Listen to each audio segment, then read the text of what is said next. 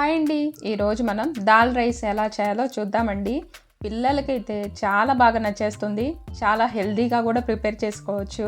Taste మాత్రం అద్దిరిపోతుంది. ఇది సింపుల్గా ఎలా చేయాలో దీని ప్రాసెస్ని ఒకసారి మనం చూసేద్దాం.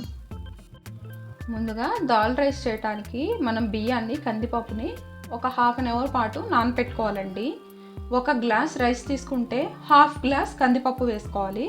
ఇలా మనము ఒక హాఫ్ అన్ అవర్ పాటు దీన్ని నానపెట్టేసుకుందాము.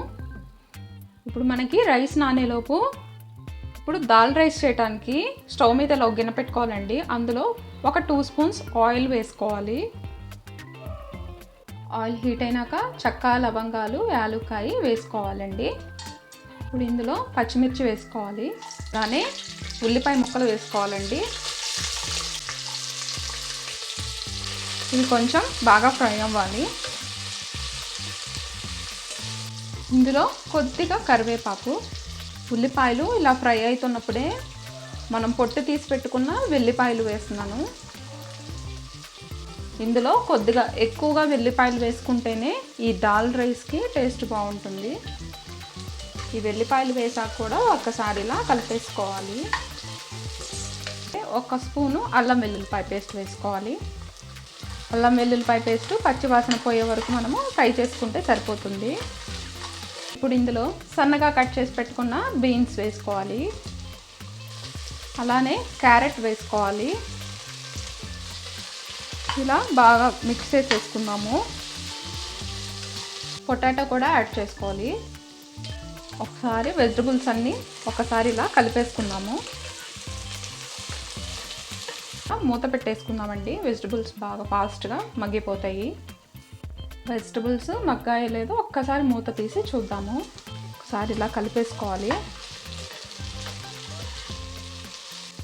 వెజిటబుల్స్ కొంచెం మగ్గిపోయినాయండి. ఇప్పుడు ఇందులో సన్నగా కట్ చేసి పెట్టుకున్న టమాటాను వేసుకోవాలి. టమాటా కూడా బాగా సాఫ్ట్గా మగ్గే వరకు మనం ఫ్రై చేసేసుకోవాలి. ఇలాగా ఇందులో కొద్దిగా పసుపు వేసుకోవాలండి. రైస్కి ఈ వెజిటబుల్స్కి ఎంత పడుతుందో ఒకేసారి వేసేసాను. కొంచెమే కారం వేస్తున్నాను. ఆల్రెడీ మిర్చి వేసాం కాబట్టి కొంచెం తక్కువ వేసుకోవాలి. ఒకసారి ఇలా బాగా మిక్స్ చేసేసుకున్నాము.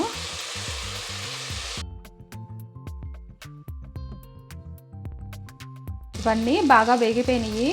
ఇప్పుడు ఇందులో మనం ముందుగానే బియ్యము, కందిపప్పు నానపెట్టుకున్నాం కదా, ఇప్పుడు అది ఇందులో వేసేద్దాము.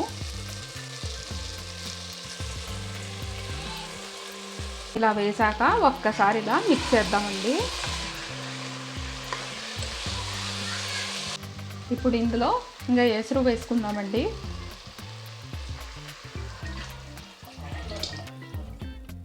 ఒకసారిగా వాటర్ వేసాక ఇలా మిక్స్ చేసేసుకుందాము. మనం రైస్కి ఎలా అయితే వాటర్ వేసి వండుకుంటామో అలానే ఒక గ్లాస్కి నేను 3 గ్లాసులు నీళ్లు పోసానండి. కొంచెం ఇలా లెమన్ పిండుతున్నాను. రైస్ బాగా పొడి పొడిలాడుతూ వస్తుంది. నిమ్మకాయ పిండాక ఒక్కసారి ఇలా మిక్స్ చేసేసుకుందాం. ఉప్పు ఏమన్నా పడితే ఇప్పుడే వేసేసుకోవచ్చు. మూత పెట్టేద్దాము. రైస్ బాగా ఉడికిపోతుంది. ఇప్పుడు ఒక్కసారి మనము మూత తీసి చూద్దాము. పొడి పొడిలాడుతా దాల్ రైస్ రెడీ అయిపోయిందండి. రెగ్యులర్గా పప్పు తినాలన్నా పిల్లలకు కూడా బోరు కొట్టేస్తుంది కదా, అప్పుడప్పుడు ఇలాగా చక్కగా ఇలా దాల్ రైస్ చేసి పిల్లలకి పెట్టేయండి. చాలా ఇష్టంగా తింటారు. టేస్ట్ కూడా చాలా బాగుంటుంది. ఇందులోకి రైతా నంచుకొని తింటే టేస్ట్ బాగుంటుంది. మీరు కూడా తప్పకుండా ఒకసారి ట్రై చేసి చూడండి. లైక్ చేయండి. లైక్ చేయడం మాత్రం మర్చిపోకండి. మరిన్ని వీడియోస్ కోసం నా ఛానల్ని సబ్స్క్రైబ్ చేసుకోండి. Thank you for watching.